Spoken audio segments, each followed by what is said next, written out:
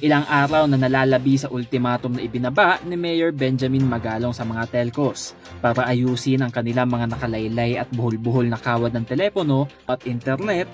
Marami pa rin ang mga nakikitang dangling at spaghetti wires sa mga poste dito sa lungsod ng Baguio. Naiintindihan ng lokal na pamahalaan ang hirap ng pagsasaayos ng mga ito.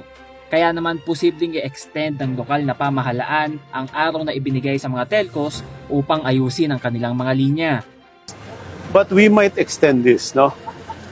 Binibigyan lang naman ng ultimatum ni Mayor kasi kailangan na talagang maayos ang ating mga spaghetti wires. Magmula nitong 2019, sinimula ng administrasyon ang kampanya kontra sa spaghetti at dangling wires dahil sa posibleng banta nito sa kaligtasan ng publiko.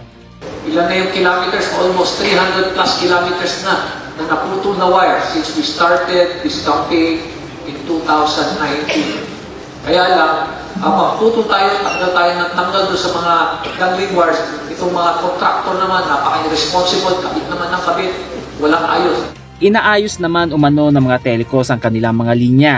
Kaya lamang, nababagalan ng lokal na pamahalaan sa pagsasaayos na ginagawa ng mga telecommunication companies. With due respect naman sa mga telcos that are fixing it, we can understand na mas mabilis na palitan nila or mag-install sila ng bago rather than hanapin yung may problema.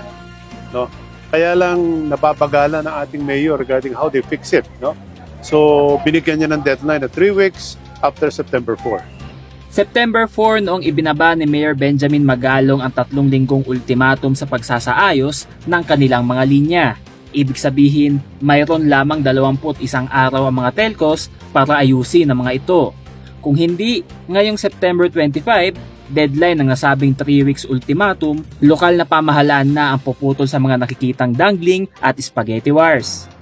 Ngunit sa kabila nito, nakadepende pa rin sa performance ng mga telecommunication companies kung i-extend ng lokal na pamahalaan ang palugit sa pagsasaayos ng kanilang mga linya.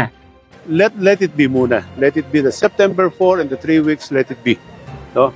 Pero later on siguro we might extend it, but we don't know yet, no? Depending on the performance of the telcos regarding the spaghetti wires. Conan Gulapa para sa PIO, Baguio Balita.